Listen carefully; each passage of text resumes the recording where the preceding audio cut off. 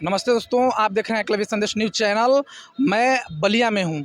ये बलिया का पूर्वी छोर है और कहा जाए तो उत्तर प्रदेश का ये अंतिम छोर है। इसके बाद जस्ट 10 किलोमीटर आप इधर पूरब जाएंगे तो यहाँ से बिहार स्टार्ट हो जाता है और इधर जाएंगे तो गंगा जी स्टार्ट हो जाती है। इधर गंगा है। मैं कैमरा मैन चाहूँगा थोड़ा इधर दिखा दे। इधर जाएंगे तो गंगा जी पड़ेंगी और यहाँ से मैं लोकसभा 24 का मैं मत टटोलने का लोगों का आया हूँ कि क्या लोगों का क्या मत है, किस मुद्दे पर इस यहाँ के लोग स्थानीय लोग चुनाव वोट करेंगे इस बार 21 तारीख को, यानी ये 7वां चरण का, यानी कहा जाए तो लोकसभा 2024 का अंतिम चरण है। और अंतिम चरण में ये पड़ता है बलिया लोकसभा और बलिया लोकसभा का ये पूर्वी छोर है। यहाँ से मैं लोगों को जानने का प्रयास करूँगा। आइए यहाँ से तमाम लोगों से मैं बात करूँगा और कुछ नेता भी हैं उनसे भी बात करने का मैं प्रयास करूँगा। आइए, सबसे पहले एकलव्य संदेश में आपका स्वागत है अध्यक्ष जी।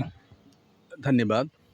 सर, मैं जानना चाहूँगा कि जो वीआईपी पार्टी और इंडिया गठबंधन के साथ अलायंस हुआ है, आपके जो सुप्रीमो अध्यक्ष थे, जो पार्टी के सुप्रीमो हैं मुकेश सहनी जी, बार बार कहते थे कि जो मेरे समाज के हित की बात करेगा, मेरे समाज के अधिकार की बात करेगा, वो सुनेगा, मैं उसके साथ रहूँगा। तो क्या इंडिया अलायंस ने उनके हक अधिकार के समाज की बात को सुना है? देखिए, जो 10 साल से सत्ता में हैं वो तो सुन नहीं पाए। हम लोग का एक ही डिमांड था कि हमें आरक्षण दे दो और हमने ये वादा किया था कि आरक्षण नहीं तो वोट नहीं। तो आरक्षण तो मिला नहीं। और रही बात महागठबंधन की, तो ये महागठबंधन की सरकार बनेगी। अगर सरकार बनती है महागठबंधन की, तो जैसे कि मैनिफेस्टो में ये कहा गया है कि जिसकी जितनी भागीदारी उसकी उतनी हिस्सेदारी। तो ये जो नई सरकार बनेगी वो अपने मैनिफेस्टो के अनुसार जातीय जनगणना करा करके और जिस जाति की जितनी हिस्सेदारी रहेगी उतना भागीदारी उसको दिया जाएगा। सर, मैं जानना चाहूँगा क्योंकि आपके जो सुप्रीमो है, चाहे वीआईपी पार्टी 3 राज्यों में लगभग बिहार, झारखंड और उत्तर प्रदेश में पूर्ण रूप से खड़ी है। कार्यकर्ता भी सक्रिय रूप से कार्य करते हैं, तो केवल बिहार में 3 सीटों पर ही क्यों संतुष्ट हो गई? उत्तर प्रदेश में क्यों नहीं सीट मिला? देखिए, ऐसा है ना कि भाजपा हमारे साथ अंत तक खेल करती रही, आश्वासन देती रही कि सरकार आपको आरक्षण देगी और ऐसे मौके पर आकर के छोड़िए कि जब समय नहीं था, हमारे पास दूसरा कोई विकल्प नहीं था। यूपी, बिहार और झारखंड में सीट का बंटवारा हो चुका था। ऐसे में मैं तेजस्वी जी का धन्यवाद दूंगा कि वो हमें कम से कम सम्मानजनक 3 सीट हमको दिए हैं। लेकिन हमारी लड़ाई तीनों प्रदेश में है और हम तीनों प्रदेश में पूरे जोश से इनका समर्थन कर रहे हैं और इनको हम जिताने का काम करेंगे। जो वीआईपी पार्टी का जो बलिया में कार्यकर्ताओं का एक नया जोश देखने को मिल रहा है, पूरे जोरदार तरीके से यहाँ पे कार्य कर रहे हैं, चुनाव को लेकर के पूरा उत्सुक हैं लोग। क्या इसी तरह से हर जिलों में, पूरे प्रदेश में इसी तरह से कार्य हो रहा है? जी, प्रदेश के हर जिले में ऐसा ही कार्य हो रहा है। और आपको बता दूं कि पहले जो था, इन लोगों ने हमारे समाज के ऊपर पियाऊँ और बिकाऊँ का लेबल लगा दिया था, लेकिन हम लोगों ने अपने मेहनत से पूरे समाज के बीच जा कर के और ये निवेदन किया है कि इस बार अपनी ताकत से इस लेबल को हटा दीजिए और दिखा दीजिए कि निषाद की ताकत क्या है। सर, कहीं ना कहीं देखा जाए तो वीआईपी पार्टी का चुनाव चिन्ह था और एक जिस समाज का प्रतिनिधित्व ये पार्टी करती है, उसका एक मुख्य तरह से कहा जाए तो चिन्ह है नाव। और चुनाव चिन्ह इस लोकसभा में 2024 लोकसभा में छीन लिया गया है और लेडीज स्पर्श कर दिया गया है। इस पे क्या कहेंगे? देखिए, नाव हमारी एक संस्कृति का हिस्सा है, हमारी पहचान है। हम इसी नाव से राम को भी पार उतारे थे, लेकिन ये कलयुगी राम जो है वो हमारी नाव ही चुरा ले गए। और हमने ये तय किया है कि जैसे हमने राम को पार उतारा था, राम को पार लगाया था, इस बार परशुराम को पार लगाएंगे। यही नारा जो आप कह रहे हैं कि हम लोग राम को उतारे थे, तो प्रदेश में एक निषाद पार्टी है, वो भी यही नारा दे रही है कि हम लोग राम को उतारे हैं, फिर 2024 में राम को पार करेंगे। इस पे क्या कहेंगे सर? निषाद पार्टी का अस्तित्व खत्म हो चुका है। निषाद पार्टी का विलय भाजपा में हो चुका है। न उसका कोई चुनाव चिन्ह है, न कोई पार्टी है, न कोई उसका प्रत्याशी है। वो एकमात्र भाजपा का दलाल बन के रह गए हैं, वहीं तक सीमित हैं वो। और ये हमारा समाज जो है पूरा जान चुका है संजय निषाद के बारे में। अब उनकी बातों में आने वाला नहीं है, और आने वाले दिनों में संजय निषाद को हर जगह से लोग भगाएंगे और उनका बहिष्कार करेंगे। बहिष्कार करेंगे। सर अभी जो है यहाँ पे जो प्रत्याशी आपके हैं गठबंधन के सनातन पांडे जी हैं, और कल ही देखा गया सोशल मीडिया के द्वारा पूरा वायरल चल रहा है कि जो समाजवादी पार्टी के उन्हीं के पार्टी के वरिष्ठ नेता थे बलिया के ही नारद राय जी, पार्टी बदल के बीजेपी में चले गए। क्या कहेंगे सर उनके लिए? देखिए, उनका ये अंदरूनी मामला है, इस पर हम कुछ नहीं कर सकते हैं। ये उनकी पार्टी का मामला है, और उनके जो राष्ट्रीय अध्यक्ष हैं, अब उनको तय करना है कि वो क्या करेंगे। सर क्या नारद राय के अगर अब बीजेपी में जाने से क्या आपके पार्टी पर, आपके गठबंधन पर प्रभाव पड़ सकता है? देखिए, हमारी पार्टी जो है जैसे थी पहले लगी थी, बल्कि उससे और जोश से, उमंग से और जोर से लग गई है। और उनके जाने से हमारे पार्टी में, हमारे समाज में कोई अंतर नहीं आने वाला है। कोई अंतर नहीं आएगा जी, कोई नहीं अंतर नहीं आएगा। वो जो कहा जा रहा है कि अब तमाम एक्सपर्ट और राजनीतिज्ञ जो विशेषज्ञ हैं वो कहते हैं कि बलिया में ठाकुरों का वोट फैक्टर बहुत मायने रखता है। क्या इस बार लोकसभा 2024 में नारद राय ठाकुर समाज से आते हैं और बीजेपी के साथ चले गए, क्या प्रभाव नहीं डालेंगे? देखिए, ठाकुर समाज का वर्चस्व यहाँ पे 27 साल से है, ठीक ना। और यहाँ की जनता जो है इस लोकसभा की, वो बदलाव चाहती है, और यहाँ की जनता मूड बना चुकी है। ठाकुर समाज अकेले हैं यहाँ पे। देखा जाए तो पूरा यादव समाज, पूरा निषाद समाज, दलित भी है, मुसलमान भी है, सारे समाज के लोग हैं, और ब्राह्मण भी हैं। तो इस समीकरण के तहत देखा जाए तो सनातन पांडे को कोई रोकने वाला नहीं है। सर अंतिम समय में जो लगभग कहा जाए तो चुनाव के 6वें या 7वें चरण के आते आते बीएसपी कहीं ना कहीं फुल फॉर्म में, कहा जाए फॉर्म में आ गई है, और चुनाव प्रचार जो बीएसपी के सुप्रीमो मायावती जी हैं, बहन कुमारी मायावती जी, वो भी बहुत जोरों शोरों से चुनाव प्रचार कर रही हैं। तो क्या उससे प्रभाव पड़ेगा चुनाव पे?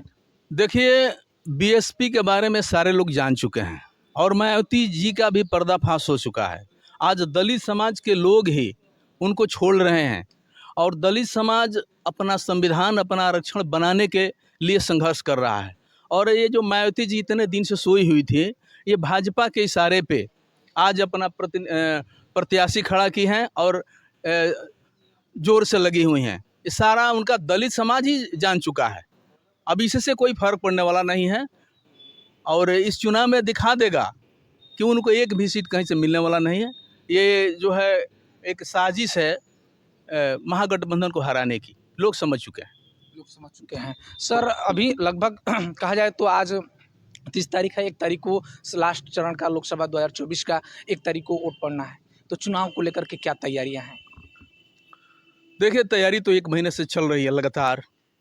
हम ही नहीं, महागठबंधन के सारे जो घटक दल हैं अपने पूरे जोश और जुनून से लगे हुए हैं, और लगभग पूरा उनका समाज, पूरी उनकी पार्टी ये तय कर चुकी है कि अब समीकरण बदलने वाला है। 1 तारीख कोई दूर नहीं है, और 4 तारीख भी दूर नहीं। 4 तारीख को सब पता हो जाएगा, पता चल जाएगा। सर पिछली बार आपके जो इस बार प्रत्याशी हैं, पिछली बार भी वो गठबंधन हुआ था, सपा और बसपा का प्रत्याशी थे, और कहा जा रहा है सोशल मीडिया पे उन्होंने भी बयान दिया कि मैं जीत गया हूँ, मुझे ज़बरदस्ती हराया गया। तो इस बार क्या उस तरह की घटनाएं देखने के लिए मिलेंगी, या पुरजोर से इस बार तैयारी है उससे निपटने के लिए? देखिए, पिछली बार भी जैसा कि लोग कहते हैं, हर मुंह से यही सुनने को आ रहा है कि सनातन पांडे पिछली बार भी जीत चुके थे, लेकिन उनको हराया गया, और इस बात का उन्हें फ़ायदा भी मिल रहा है। और मुझे तो नहीं लगता कि इस बार पिछले जैसा कुछ होने वाला है, कैसे कि सारे लोग तन मन धन से और मजबूती से लगे हुए हैं। वैसी घटना फिर दोहराई नहीं जा सकती है। नहीं, उसकी पुनरावृत्ति नहीं होगी इस बार। सर प्रशासन के चुनाव को लेकर के क्या तैयारी है उस बार की घटना को देखते हुए? अब देखिए, प्रशासन के बारे में हम कुछ नहीं कहेंगे। सर देख तो रहे होंगे कि प्रशासन के द्वारा जो भी उन्होंने प्रत्याशी जो आपके हैं उन्होंने भी तो नोटिस किया होगा, प्रशासन को सूचनाएं दी होगी कि उस बार मेरे साथ घटनाएं हुई थी, क्या इस बार मेरे लिए कुछ व्यवस्था किया जाए प्रशासन की तरफ से सुरक्षा का? देखिए, प्रशासन की तो हर बार जिम्मेदारी होती है। उस बार भी बिना परमिशन के, जैसा कि मैं सुन रखा हूँ, 2 मंत्रियों का घुस जाना ये जायज़ नहीं था। अब देखना है कि पुलिस प्रशासन या जो केंद्र सरकार या जो राज्य सरकार है वो अपने अपने कर्तव्य पे अपने निष्पक्ष रूप से किस हद तक जाती है। ऐसा होना नहीं चाहिए, निष्पक्षता बरतनी चाहिए। सरकार या ये पुलिस प्रशासन किसी का नहीं होता है और सबके लिए होता है और सबको सुरक्षा मिलनी चाहिए समान रूप से। सर ये यहाँ से जो प्रत्याशी हैं विपक्ष के यानी बीजेपी का कहा जाए तो एनडीए गठबंधन के जो प्रत्याशी हैं नीरज शेखर जी, वो पूर्व प्रधानमंत्री चंद्रशेखर जी के बेटे हैं। क्या जो प्रधानमंत्री उनके पिताजी रह चुके हैं उसका क्या इनको लाभ मिलेगा या चुनाव में फ़ायदा होगा कि लोग उनके नाम पर वोट करेंगे? देखिए, इनको आज कितने साल से लाभ मिलता आ रहा है, ठीक ना? लाभ मिलने में कमी नहीं रह गई है। ये जनता उन्हीं के नाम पे इनको कितना लाभ दे चुकी है और कितने मौका दे चुकी है। लेकिन मुझे तो नहीं लगता है कि इन्होंने अपनी जिम्मेदारी का निर्वाह किया है। कह तो रहे हैं चुनाव में कि मैं यहाँ का बेटा हूँ, बलिया का बेटा हूँ। ठीक है, बलिया का बेटा है तो बलिया के लिए कुछ करना भी तो चाहिए। बहुत सारे बेटे यहाँ पे जो बेरोजगार हैं, जो पढ़ लिख कर घर बैठे हुए हैं, उनको भी तो कुछ मिलना चाहिए। बलिया का बेटा हो जाने से सब कुछ नहीं हो जाता है, और भी बेटे हैं उनका भी ख्याल रखना चाहिए। तो यानी आपका कहने का मतलब है कि वो जितने बार सांसद रहे हैं, लगभग देखा जाए तो 2 बार लोकसभा सांसद रहे हैं और 2 बार लगभग 7 साल तक राज्यसभा सांसद रहे हैं, तो उतने दिनों में कुछ कार्य नहीं किए हैं यहाँ पर? मुझे तो नहीं दिखता है, मुझे नहीं दिखता है। ये जो पिछली बार समाजवादी पार्टी की सरकार थी तो उसका काम दिखता है। जिले में कई पुल बन गए, रोड का काम भी था, सुशासन था, सब कुछ था। लेकिन आ चुका है कि इंडिया गठबंधन के साथ है। बिल्कुल मूड बना चुका है और पिछली गलतियों से सबक लेकर के निषाद इस बार निर्णय ले चुका है कि उसे कहाँ जाना है, क्या करना है। 4 तारीख को सब मालूम हो जाएगा कि निषाद ने क्या किया, किसके साथ रहा। कहा जा रहा है, विपक्ष के द्वारा कहा जा रहा है, चाहे कई नेताओं के वीडियो वायरल होते हैं कि ये निषाद समाज के लोग दारू ऐसे मुर्गा पे बिक जाते हैं, तो इस बार क्या निषाद बदले हैं उस पिछले चुनाव के देखा जाए अगर आंकड़े को तो? बिल्कुल बदले हैं। पिछले दिनों में ये लोग का एक वो था, परंपरा चली आ रही थी कि निषाद का इतना ही काम है कि जब चुनाव आता है तो उनको दारू मुर्गा और कुछ पैसे का लालच दे करके निषाद का वोट खरीद लेते थे। लेकिन इस बार वीआईपी पार्टी निषाद का वोट बिकने नहीं देगी और निषाद समझ चुका है।